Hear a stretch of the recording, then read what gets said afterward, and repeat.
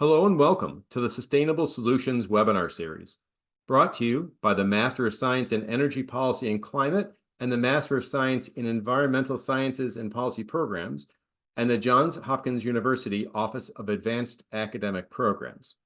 Today's event features a discussion on loss and damage impacts from climate change. My name is Peter Huggins and I'm the event producer.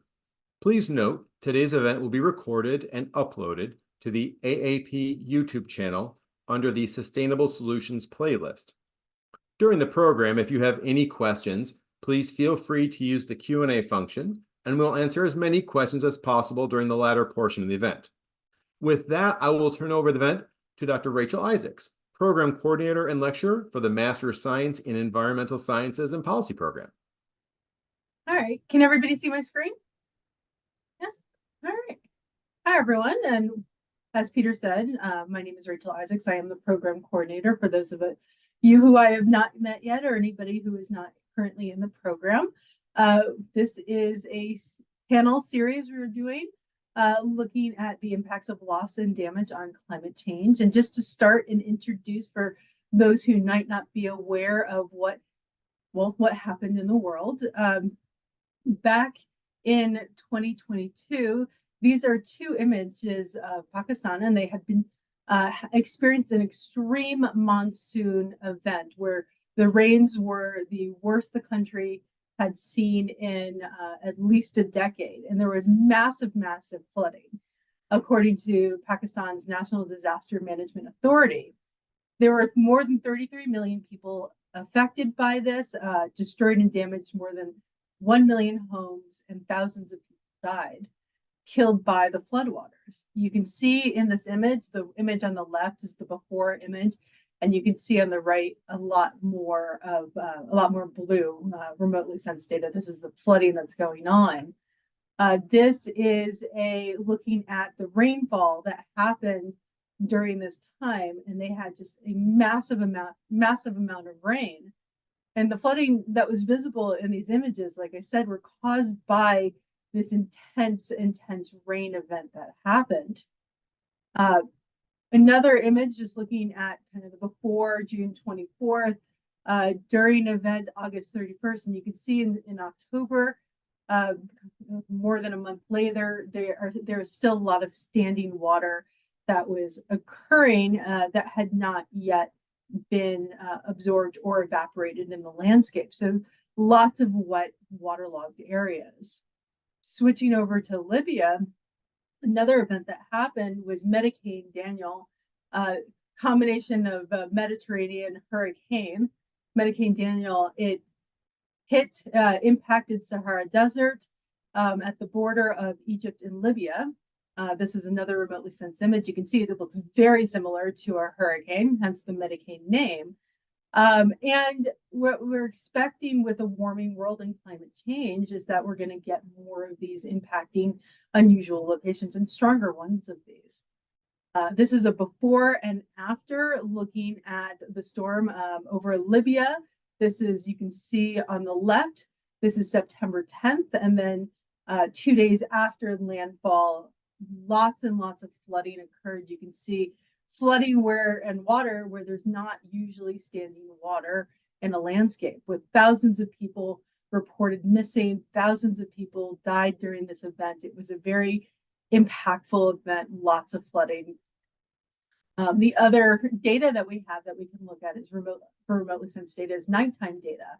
And it's really useful to see things like power outages and where we need to aim for emergency management outreach. And so you can see the before and after, and the before on the left, after on the right, and you can see a lot more darkness, a lot less light. So it shows the extent of the blackouts that happened.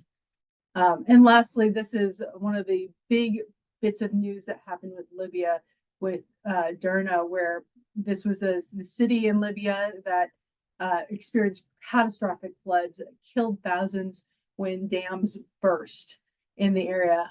The top image is before and the bottom image is after. You can see a lot of the floodwaters and the sediment that was disturbed in that area. And so with that, I will pass it over to Lama. Thanks so much, Rachel. Welcome, everyone. My name is Dr. Lamalhato. I'm a program coordinator along with Dr. Isaacs in EPSP and EPC programs, and it is my honor to welcome you today to this panel discussion on loss and damage with Kashmala Kakahal and with Harjeet Singh. As you all know, this topic is a very, very sensitive one and a very pending one right now due to top global events and what's happening on a global level. So without further ado, I would like us to begin by introducing our speakers.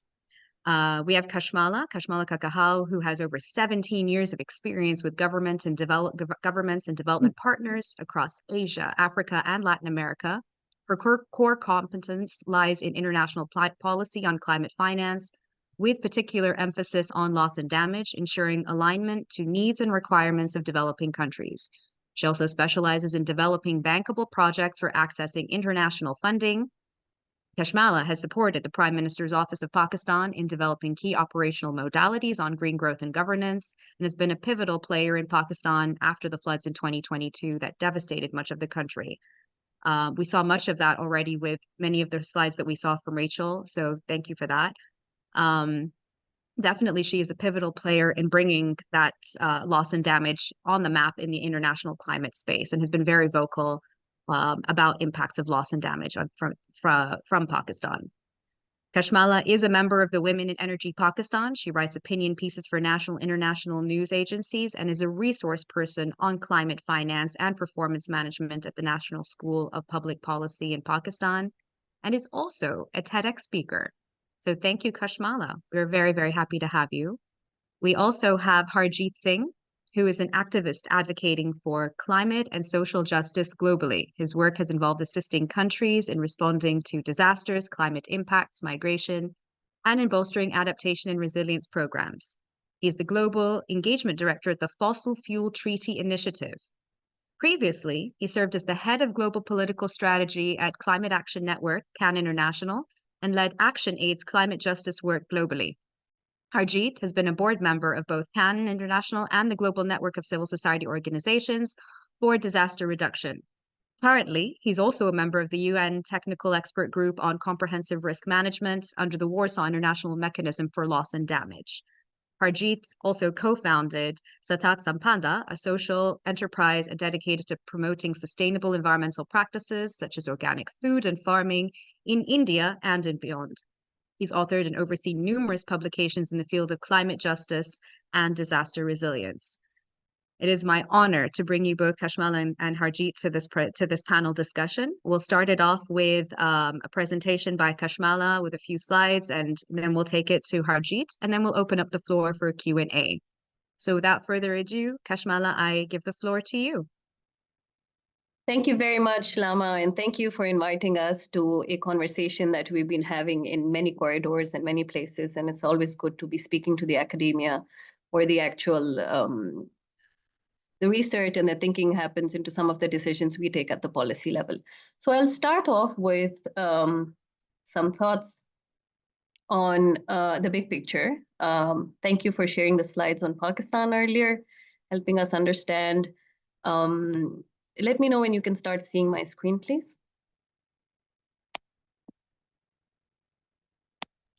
Yes, we can see the screen. So I want to kick us off by having a conversation about the matter on loss and yes, we understand the devastation that it causes, and we understand where we are in terms of the what people have to deal with in terms of economic losses, etc. Given that it's a global issue, I just want to put on table over here that the perspectives vary very significantly. And that's where I think we come at the debate from very different angles, and which is why we're trying to figure out solutions that maybe we're not talking to each other in the right terms because of the direction of travel on the issues that are at hand. I want to draw a comparison as we kick off in terms of where the developed countries come at the issue and where the developing countries pose the challenges that they're facing with at the moment. So for the developed countries, the conversations that we have in the negotiations and in terms of just trying to come up with a solution for the impacts of loss and damage in our countries is primarily around the concerns about liability and compensation, and that if you do agree that loss and damage is caused by the impacts of GHG emissions, etc. This will lead to financial snowballing to mammoth effects that they don't want to open those floodgates to the conversation around the issue.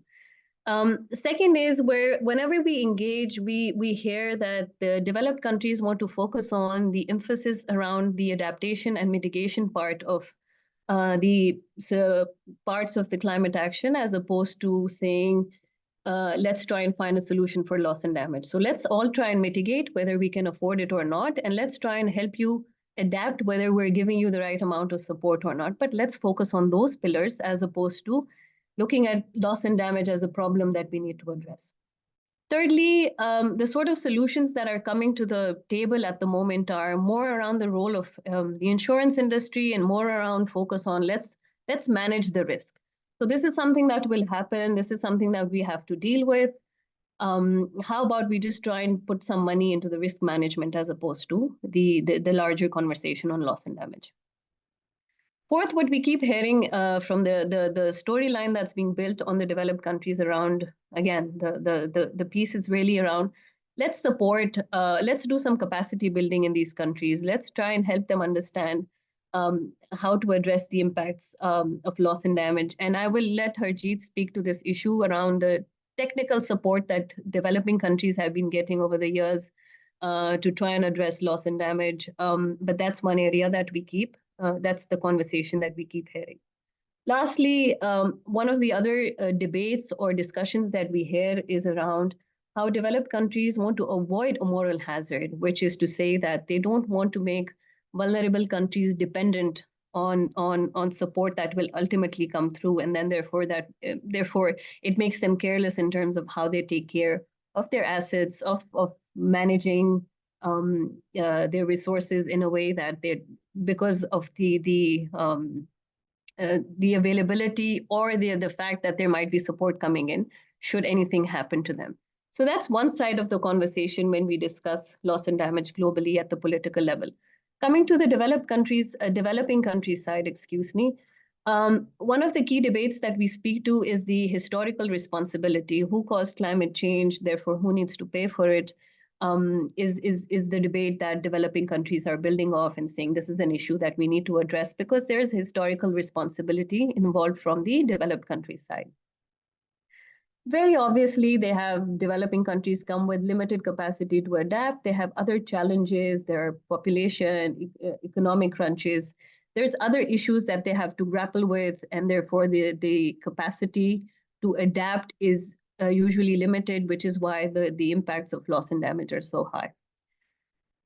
It's an inequality and justice issue. I will allow Harjeet to speak more to this because given his position on civil society and how he's been able to push this matter, I think Harjeet is much better placed to speak to the matter on inequality and justice, loss and damage being an issue of equality and justice. And lastly, really something that we've been pushing for from the developing country perspective is the fact that there needs to be recognition for the issue, which cannot be off the table. We cannot pretend like it's not happening. And yes, we're doing some mitigation here, and yes, we're doing some adaptation there, and then magic will happen and loss and damage needs to take care of itself. So this is an issue that we've been propagating and pushing for. So within this framework, I just want to bring our attention back to Pakistan as a case study where I delve into explaining how the floods actually unlocked an issue at the international level. So 2022 floods, as was already shown in the presentation before we started off, 40 billion in losses, 33 million people affected, and the aid received was sufficient only for 5 days, the first round. The government of Pakistan said two things at that time. One, it was very clear that what was happening to Pakistan was a memo sent by nature, and the memo came via Pakistan. This is an issue of our addiction to fossil fuels, and now nature is waging a war on us. So we can't shy away from the fact that this has happened to us because of how we've been dealing with the ruthless usage of fossil fuels. And we said another thing. The government then went on to say that, yes, global warming will continue and our glaciers will continue to melt. So what's exactly the way forward? How do we solve this problem?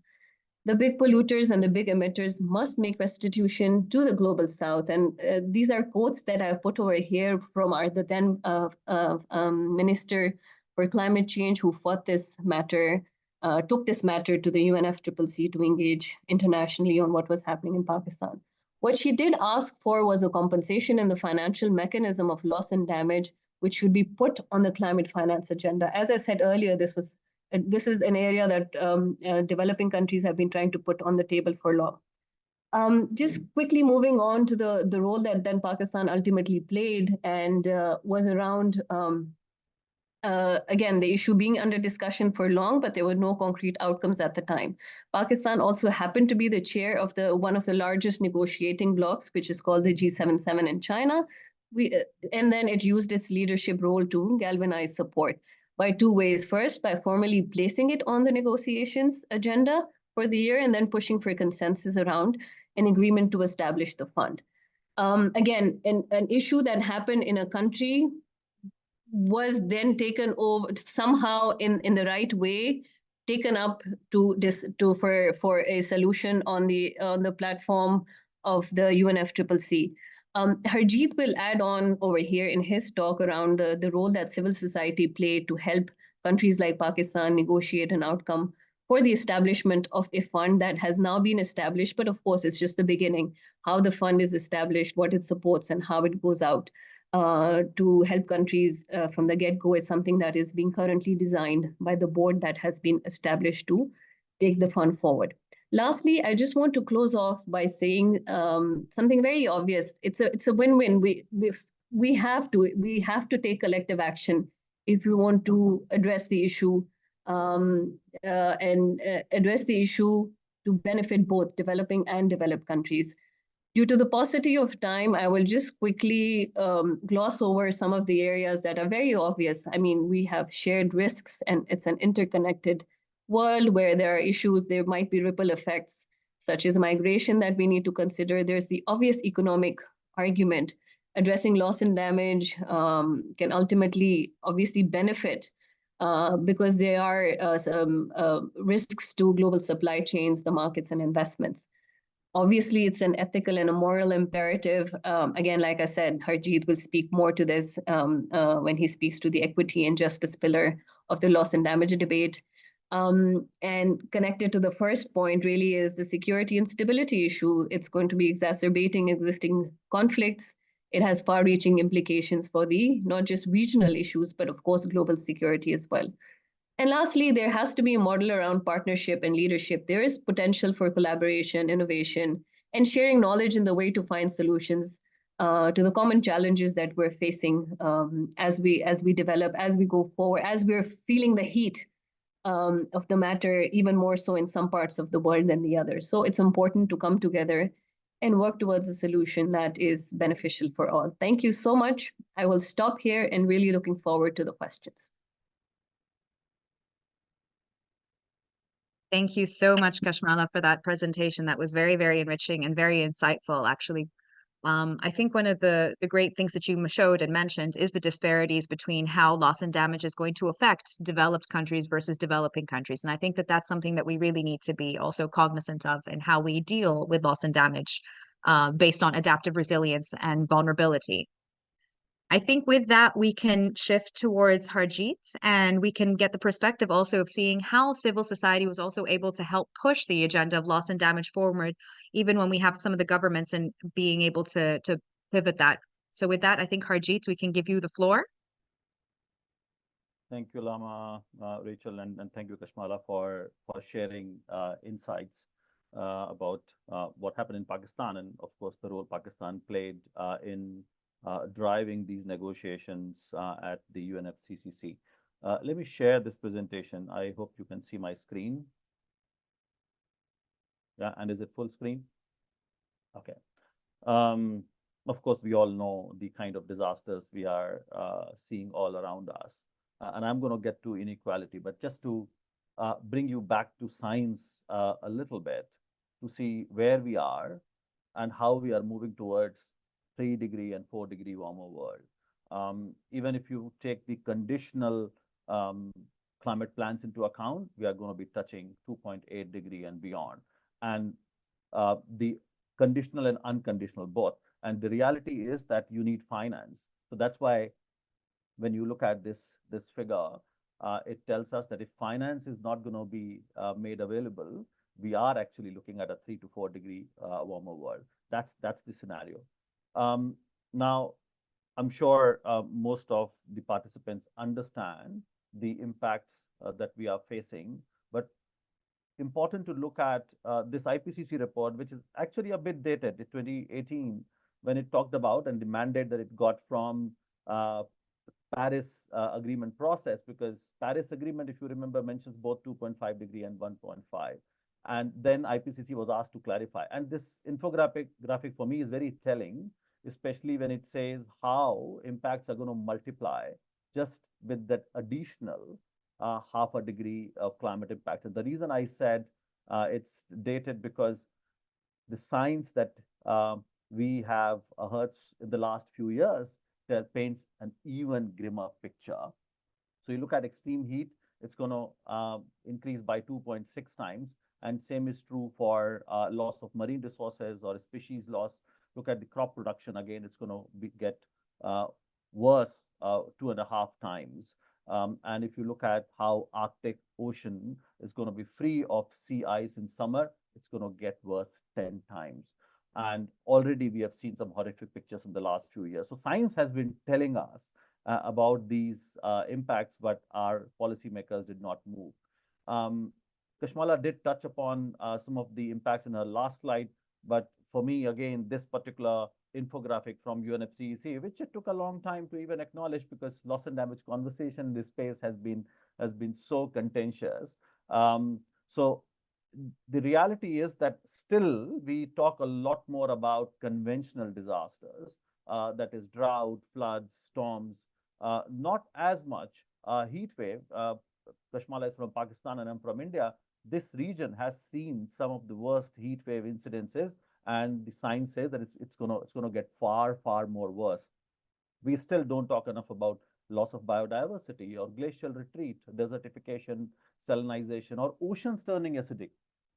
That's a new global challenge. How are we going to deal with that? The whole marine ecology, people depending on it. And at the bottom of this infographic, you see economic impacts. Again, we are quite familiar with the economic impacts in terms of loss of income, agriculture production, tourism, physical assets being lost, but not as much about non-economic losses and damages, although we don't even like to call it non-economic because these are social, cultural, and environmental impacts. Because when we talk about loss of health and human mobility, loss of territory forever. I've been to Sundarbans, if you know this place, which is shared between Bangladesh and India. People have shown me their land title telling that they had a piece of land, now it is submerged and they can't reclaim it. So we are creating new poor. So when we say loss of territory, and that's where small island states are so vulnerable, what's going to happen to their cultural identity itself, loss of indigenous knowledge, ecosystem services, and so on. So the reality is that it's so far reaching and so grave that we have still not understood how the world is going to respond to that. This is 2019 when IPCC came up with another report talking about how sea level is rising, and you can see the mainstream media did capture how sea level rise is going to affect 3 times more people than what was predicted earlier. That's why I was showing the previous one. Every other report tells us how things are getting from bad to worse. And this is a recent one, although the data is of 2022 because it takes time for the organization to compile. This is the kind of world map of displacements, as Kashmala very briefly referred to. This is from IDMC, and look at the number of displacements. 32.6 million people were displaced by disasters. And in fact, if I go back to the slide, the reason you see that this time it is close to conflict because of war in Ukraine. Otherwise, disasters always take a lot more, have a lot more proportion when it comes to number of displacements. 98% of disaster displacements were triggered by weather-related disasters. And again, it's only floods, storms, and drought. So that's how things are getting bad. And if you look at the trend, so disaster displacement in 2022 were 41% higher than the annual average over the last 10 years. So how impacts continue to increase And the reality is that, as I said earlier, emissions continue to rise. We are not really able to bring down the emissions, which are the cause of the climate crisis that we are seeing. And what it requires, again, Kashmala did talk about fossil fuels, how we need to bring down emissions rapidly. And this is from the recent IPCC report. So from rapid and deep reductions that are needed urgently. Fossil fuels. There's a lot of talk about how renewables have increased. But if you look at this slide, you recognize that the increase in renewables is actually feeding to the increased demand. Our dependence on fossil fuels has barely changed, which means that we are continuing to add fuel to the fire. And that reality must change. Now, talking about inequality and why this is a fight between developed and developing countries. Yes, there is no doubt that emissions have shifted over the last few years as developing countries began to industrialize. But if you look at the emissions from rich countries, you still see US occupying a massive space, and how fossil fuels are primary cause of the greenhouse gas emissions that we are seeing, although there are also land-based emissions. So you see US, China at the second number, Russia number 3, Brazil, and the list goes on. Now, also important to look at per capita emissions. Again, you see Saudi Arabia and US at the same level. At the top end, you see a lot of rich countries responsible for that lifestyle emissions that we call it. Now, this is a very telling, we call it champagne glass analysis, where 10% richest are responsible for 50% of emissions. So when we talk about climate crisis that has been caused by a bunch of countries, elites and corporations, this is what we talk about. So the middle 40% is responsible for close to 40% of emissions, and poorest 50% are only responsible for 8% of emissions. So we clearly know who has caused the problem, who continues to occupy that space and continue to expand their emissions. And within richest 10%, you see how richest 1% are responsible for that double, which I mentioned. And you look at the rest of the world. So, and this brings everything together, in one infographic, how poor people who are least responsible for the climate crisis are suffering, and they also have least resources to deal with the situation. And this is not something that we are discovering now.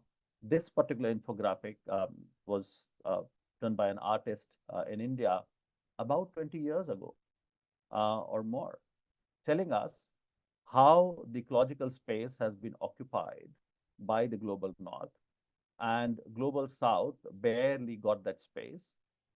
Even if now emissions have increased, when you look at it cumulatively, the first degree of temperature rise has been caused by historical emissions.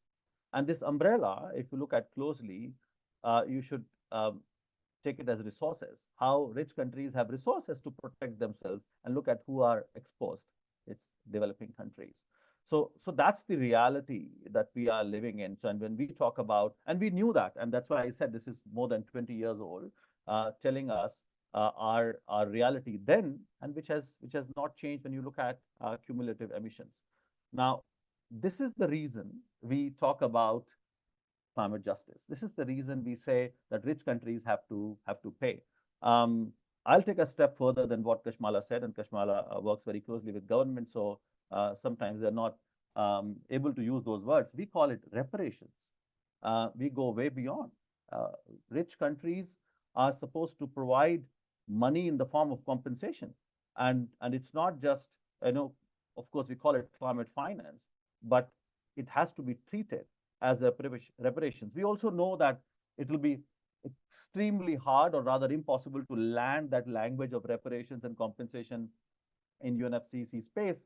Why? Because this is how negotiations are structured. Every single word has to be approved by nearly 200 nations. Any one country can veto. But the principle of reparations has to be recognized.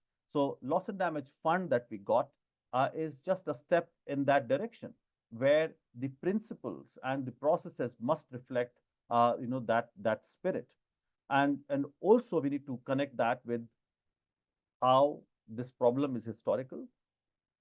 Yes, there is a shift, but then rich countries have to do a lot more and pay as per their fair share. Another important aspect, again, looking into future now, and also reflecting where we failed in the last 30 years. Interestingly, until COP26, where for the first time we used the word fossil fuels, again, that was just a foot in the door. For 30 years, we failed to, as I kind of explain, both cause and consequences of climate impacts. The convention does not even mention fossil fuels or coal, oil, or gas. Even Paris Agreement doesn't talk about it. So can you imagine a glaring gap in our analysis? And this is not a coincidence. This is the invisible hand of fossil fuel industry. And that's why I was showing those graphs to know that they continue to hold that power. At COP28, we had more than 2,400 fossil fuel lobbyists moving around freely and trying to influence the conversation. And that's why we say that we need to make polluters pay. And that's how it connects how fossil fuels have been, have been the cause of the problem, how we have not provided sufficient finance to countries to adapt, and now they're suffering from loss and damage. So that's why it's about reparations. I also want to touch very briefly on the insurance, which Kashmala mentioned. Again, what rich countries have been putting forth are solutions which are not going to work, which are not even working for them. And many of your participants on this session are from the US, where insurance has been the thing, and and very low penetration that we see in developing countries. The reality is that insurance is failing even in the rich world. Places are becoming uninsurable because of increasing intensity and frequency of extreme weather events. And we always knew that insurance is not going to work for sea level rise, loss of biodiversity, glacial melt, increasing pace of desertification, because the probability is 100%, and insurance is a game of probability.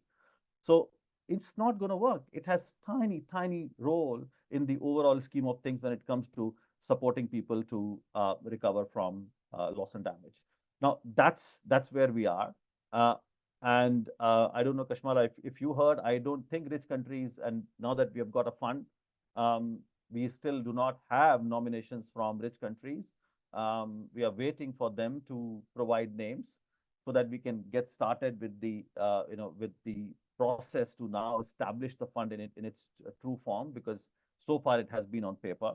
Now is the time to take a step forward. And as they delay, we will not be able to have the first board meeting of the loss and damage fund. And there are a number of things that are on the agenda, starting from rules of procedure to looking at conflict and ethics policy to approve the host country itself. There are 3 applications on the table, appoint executive director, and of course, a lot more on the policy on grants, and also looking at the allocation framework and so on. So it's only now we are getting started with really putting things together as an institution, quite similar to what happened with Green Climate Fund, to now make sure that that $700 million close to that have been committed with a paltry amount of United States, and I want to mention that 17.5 million. So a big shame. So how we are going to make sure that this money now reaches people. Let me stop here. I'm very happy to interact and answer questions. Thank you so much, Harjeet, for that very, very thorough backdrop on what's happening, particularly around the Loss and Damage Fund. I think with that, what we can begin to do is start taking questions from the audience and from our attendees. So if you have those, please start putting in the Q&A and in the chat box many of your questions. And I'll ask you, Rachel, also if you can assist me with pooling those to prioritize those. But in the meantime, I'll ask a question of my own, if that's all right with you, to both of the panelists. And you mentioned, both of you, in terms of looking at in terms of looking at the Loss and Damage Fund, is that currently what we have within the actual pledges that have been 700 million, which, as we know, is literally a drop in the bucket of what is actually intended for loss and damage, which is in the hundreds of billions of US dollars. one of the biggest problems is that this loss and damage fund or these pledges is not replenishable or hasn't been replenished. So that's one question mark is that once we consume the 700 million, which potentially might be within the very first project or two, what happens next? Are we empty, or do we end up having an empty fund with nothing to be dispersed? What ends up happening at that stage? And then the second follow-up to that, I guess you could say, is in addition, Harjeet, to the issues that you mentioned with the establishment of the loss and damage fund, that many of the nominees, particularly from developed countries, are still stalling in terms of making sure that they nominate someone, is the other issue that we have here is basically criteria setting in terms of projects by which to disperse the money to. How do you set a criteria whereby you can prioritize particular issues or countries accordingly? I mean, how would you prioritize, for instance, the floods in Pakistan over the floods in Libya, over inundation in the Maldives? Or that it's a daunting task for the fund to be able to establish a criteria, to be able to set who gets priority setting for such an issue. In terms of loss and damage, where we're talking loss of lives, loss of culture, loss of heritage, and it's an incredibly daunting task. So how do we set that kind of criteria, or in what way can there be a priority setting for particular projects or countries to receive funding once we have that kind of establishment? So those are two sort of sets of questions. If you can break them down, I'll start with Kashmala, and then we can go to Harjeet. And while we're doing that, please, for all the attendees, start putting in your questions into the chat box, and we'll take those as they come. Thank you very much, Lama. So both your questions are interconnected. My immediate response to when people tell me, oh, but there's only 700 million or so in the fund, my response is, how do we decide where this amount is going to go? Forget about what that amount is. There's so much, I mean, look at the GCF, the beast that we created, right? By design, it's slow because there's 150 countries in the queue. We do it very slowly just to show that, yes, we have 20 or $30 billion, but guess what? In the pipeline, the kind of projects that are coming through are also taking up that. For them to be of that level, to be able to disperse funds, we're just in line. So we're meeting the demands that are coming through to us. And when I say by design, this is something that I keep raising everywhere. The GCF, one of the ways that it disperses money to the countries is through what we call the accreditation system. So you need to be accredited to the GCF to be able to access the funding. There's a pipeline of 10 years. And do you know the reason for that? Because there's only 4 people in the GCF secretariat that sit in the accreditation team. Now, it doesn't need a genius to tell you that there's something wrong with the way the way it's designed. If you add 20 more people to the accreditation because that's your business, that's your partnership model, maybe you'd have more countries from more institutions from developing countries to be in a position to bring projects to the GCF. Now, if I take the same conversation to the loss and damage fund, if a flood, God forbid, comes in Pakistan this summer or so, do we have the time to projectize these ideas? The loss and damage fund has to look at the solutions in a very different way. There's a conversation around budgetary support. There's a conversation around how that drawdown is going to happen. But as Harjeet said, we don't have the quorum to actually even convene the first board meeting. So while money is definitely an issue, while money is the fact that developed countries opened space for everyone saying whoever's in a position to do so should put money in there. The fact that we haven't looked what this fund is going to do with whatever amount of money we have. We have a huge challenge over here. I mean, we are not talking mitigation. We're not talking adaptation, where we can sit in our offices and design what our interventions need to look like. And that's what the GCF is doing. So, I mean, I'm completely with you, but my worry is more around the fact that, I mean, even if it were 20 billion, $30 billion, whatever the amount is, if we don't know how we're going to disperse it, if we still go back to the way we're doing the other things, where we're delaying things by design, then we have a problem. Let me build on what Kashmala said. I think we need to understand that this issue is very structural and deliberate, as Kashmala also gave a few indicators of that. Why are we not allowing and supporting Green Climate Fund to channel hundreds of billions of dollars to fund this Green Climate Fund, right? That it was set up to channel that kind of money, and we were talking of $100 billion starting 2009. So it's by design. Why? Because the process of decision making at Green Climate Fund is a balanced one. The board has half members from developing countries, half from the developed world. And the same thing we have achieved in loss and damage fund board. In fact, one member more for developing countries, which means the power is shifting. And this is exactly what developed countries don't want. They are trying to cripple the institution in a manner that it is not able to help developing countries and eventually communities who are facing climate impacts or who need to transition to green economy or become resilient. I think that needs to be understood. At the same time, we need to also look at that there's not a problem of lack of resources. We are looking at these times fossil fuel companies making obscene amount of profits while ordinary people suffering. 5 big companies in 2022 made over $200 billion of profit. The fossil fuel subsidies are being provided to the industry, to the tune of $13 million per minute. And this is an updated figure. And I'm talking of 2023. I was actually preparing a presentation because I remembered $11 million per minute.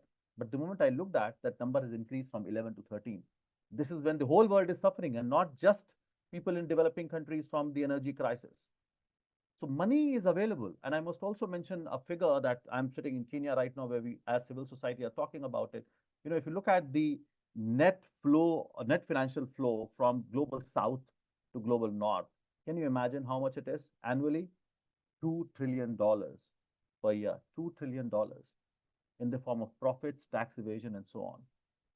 So yet developed countries don't want to provide that money. And on your point related to criteria, if you don't provide sufficient money, then you will be spending all your time in deciding whether Maldives get money or Pakistan, whether Colombia gets it or Malawi.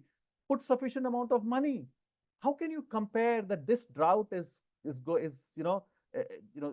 it's more urgent to provide money for drought or floods when people are suffering around the world at this moment? So it's the quantum of money that's going to be extremely important. Yeah, thank you. Those are both excellent responses. Thank you to that. We have a storm actually of questions coming in, so we'll start taking them. We have a question from Amber that's basically asking, considering that economic benefits may be the ultimate way to get the global north to fund loss and damage, has there been an effort to estimate the financial cost of not funding restitution, takes into account the items mentioned such as potential migration, displacement, and disruption to trade, production, and so forth? It's a great question. Thank you, Amber. Kashmala, do you want to take this one? So what I picked from that is really understanding the cost of inaction, so to speak. If there isn't much, I mean, Harjeet, maybe you can come in here, given that you work more on the specificity when it comes to that. Maybe you can take that one. It Yeah. also, I think, it takes into account some of the externality costs that are incorporated, for instance, with migration and so forth. So it's also, how do we account for these externality costs in addition to, of course, devastation and whatnot? Yeah, yeah. That analysis has been there in different forms. If I go back to, and I come from the humanitarian world as well, there used to be a number that if you spend $1 on prevention and preparation, you'll be saving $7 in humanitarian response. That was a very well-known ratio. In case of climate, it's definitely way beyond that. You invest $1 now, and you will save $10, $20 later. Another important thing is to look at the continuum of climate action. This is where I was continuously talking about fossil fuels. So more we mitigate, less we will have to do on adaptation. More we spend on adaptation, less we will have to spend on loss and damage. And then these externalities. The reality is that rich countries know everything. They know this equation. They know how it's going to get far more worse. And you know what is their response? militarization of adaptation. They are going to build walls. They're going to make it even more harder for developing countries to cross borders, and particularly, reaching their borders. So their response is militarization. It's not that they are unaware of these facts and externalities. And at some point they thought that only developing countries, who are also geographically vulnerable, they're going to see more impacts. But the reality is that impacts are now all around the world in the form of heat waves, storms, floods, and even drought. But they have the resources, and they think that if they have to spend money, 1 or 2% of their GDP, they can deal with it. But you look at the cost that developing countries are paying. In case of island nations, it's in double digit when it comes to loss. And I can quote one figure from Hurricane Maria in 2017, which actually wiped off 226% of their GDP in 4 hours. Now that's the 226%. So we know these numbers, we know how the impacts are going to multiply, yet we are behaving like ostrich. Yeah, just to build off that, I mean, really, the issue here is not the numbers. The issue here is not to justify the fact that we need to support or we need to rationalize why loss and damage finance needs to come from developed and to developing countries, because there's a business case for it, which it definitely is. It's just not wanting to deal with the issue politically. The fact that, again, I'm using the simple example, the fact that developed countries don't have board members, we don't have quorum to kick off the first board meeting for the loss and damage fund speaks volumes about the disinterest in taking the issue forward. So it's really not the data and it's really not the numbers. That's not the problem that we're dealing with over here. Yeah, no, absolutely. We have actually, building on that, kind of trying to look into different solutions for climate finance. We have a great question from Sean that's actually looking at a potential solution. So he's asking, I've read that raising more climate financing reparations could be achieved by enhancing tax collection, particularly by wealthy nations, or restructuring sovereign debts. How realistic do you think those options are? We've discussed this quite a bit in many of our classes, actually, in terms of debt relief, debt swap, nature swap. So what are your perspectives around both tax collection and potentially also debt swaps or nature for debt swaps as well? I think I'll just do a quick voiceover on this, and then Harjeet, I'll pass on to you. So, I mean, when we were hit by COVID collectively, globally, different countries had different sizes of pockets that they dipped into to take care of their situation. The US, for example, mailed everyone checks, which totaled up to about $2.3 trillion in the end, just because they just wanted to make sure that the economy is running and while people are sitting at home, there's money in the system.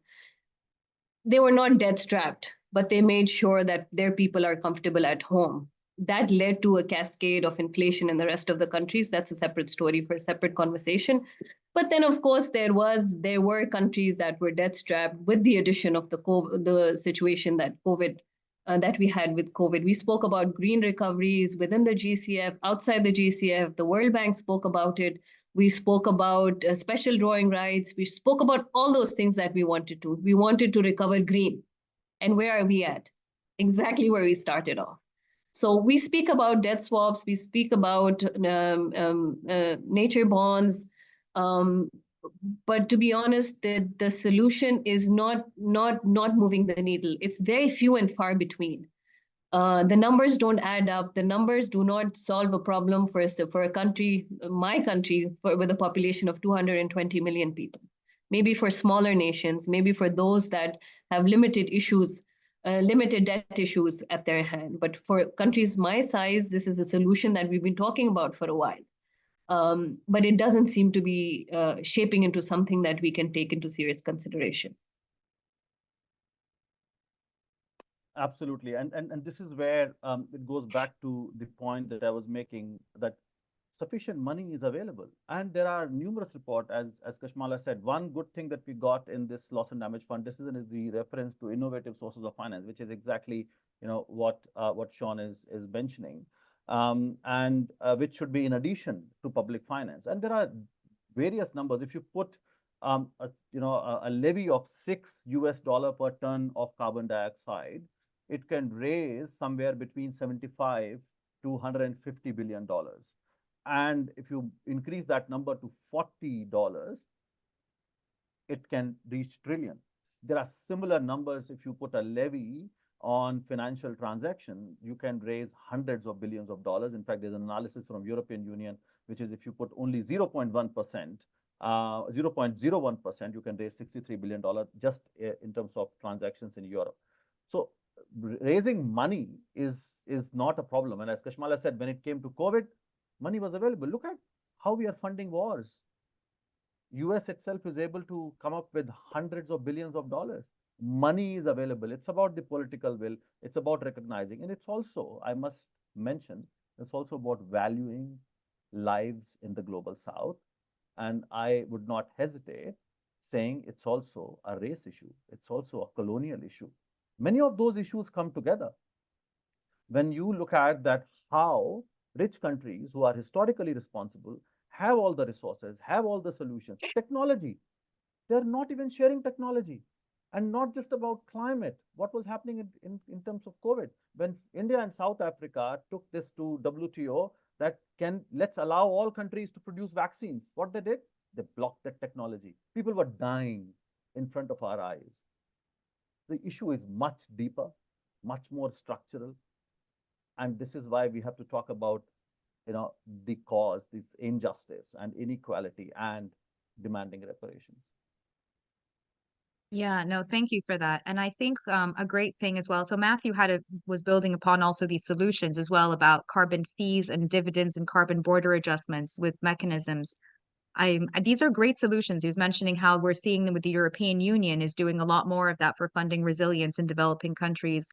And I think you kind of hit it on the score here, Harjeet. This is that raising financing and raising money for loss and damage is possible with all of these different solutions. The carbon border adjustments, the tax debt for nature swaps. There's various solutions out there for raising funding. It's just political will is still problematic in terms of how that comes into work. And with that, I think that Munima's question actually builds in really great with your last point on climate justice and equity. And she's raising the question here that says, do you think that the very issue of taking accountability is hindering the progress of due space for loss and damage and subsequently funding and mobilization of this critical issue? Could the agenda be better served if accountability was repurposed as something that needs immediate actionable attention, and the world would suffer globally if it wasn't addressed? Because these losses and damages threat to disrupt how we understand globally economy and security and similar key interconnected factors.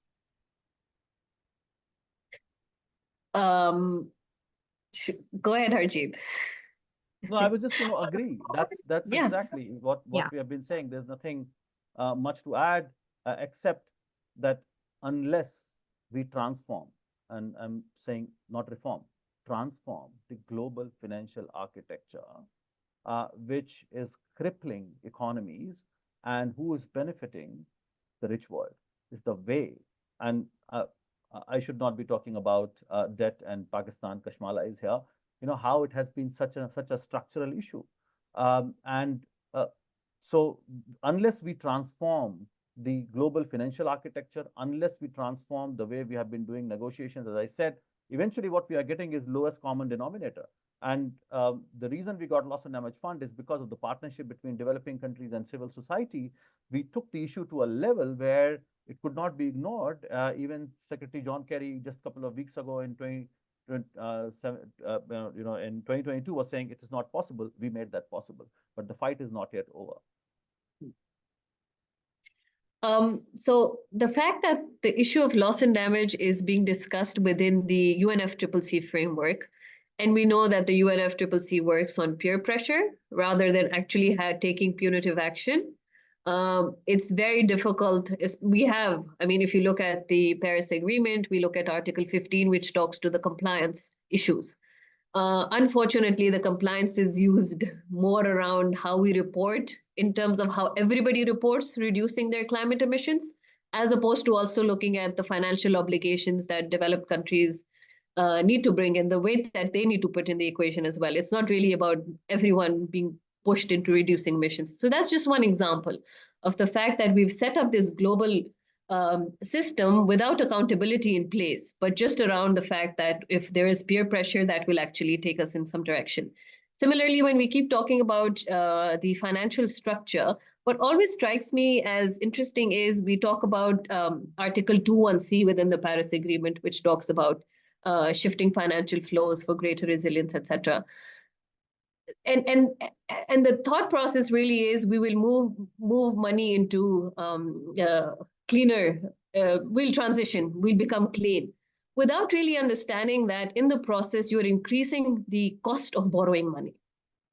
Without understanding what it means for a country like Pakistan, which already we have, and others, if there is a debt burden, there is a debt issue, you're pushing people. So how come the conversation around 2(1)(c) is only about what the other side wants, but not really understanding that we need to address the real issue where, because we are our credit risk is at a level that it is, and then put in the disasters that you have to deal with, and we know what happens to the credit risk. And then the cost of borrowing money becomes what it does, and then we expect everyone to move without the support, the financial support that's actually required. So for me, it's not the 20 billion within the GCF or the 30 billion or the $700 million that are actually coming will eventually at some point come if the board members meet.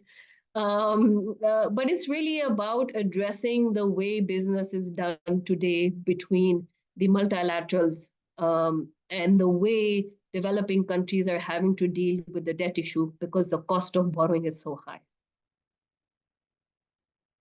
Yeah, I think that's an excellent point. And I mean, Adam, apologies to everyone, I didn't get to all of your questions because of due time, and we are actually at the 1 hour mark. But just to mention, Adam's question is actually very much on this point as well. Is that how many of the fossil fuel companies are implicitly getting a free pass to continuously make profits, which goes back to also, Harjeet, a lot of the work that you're doing right now with the fossil fuel treaty and trying to endorse that maybe we should actually be having not just incentives in terms of phase out of fossil fuels by various countries, but how do we also hold many of these fossil fuel companies liable and accountable for their actions as well? So I think that's also very, very important work. My apologies for those I didn't get to everyone's questions in time. We are at the 1 hour mark, so I do want to give a big round of applause. Thank you so much to Kashmala and to Harjeet for your excellent participation. This was a phenomenal, insightful webinar towards what's happening on the ground, particularly within these various countries and on a global level. So thank you so much. And we just want to reiterate for those that are online that these sustainable speaker series do happen once a month. We will be having them on a monthly basis, so please stay tuned. And with that, Peter or Rachel, do you have any other last announcements that you'd like to state? I did make copies of the chats or the questions so that we can answer them after the fact. Perfect. Thank you so much for that. Peter, is there anything on your side that we need to No, just respond? thank you so much. We'll have the recording will be uploaded to our YouTube channel, and I'll be distributing it to all the registrants over the next few days. Fantastic. Thank you, Harjeet. Thank you, Kashmala, so much for your time. And thank you, everyone, for being with us. Have a great day. Thank you so much. It was a Thank you, pleasure. everyone. Thank you for having us.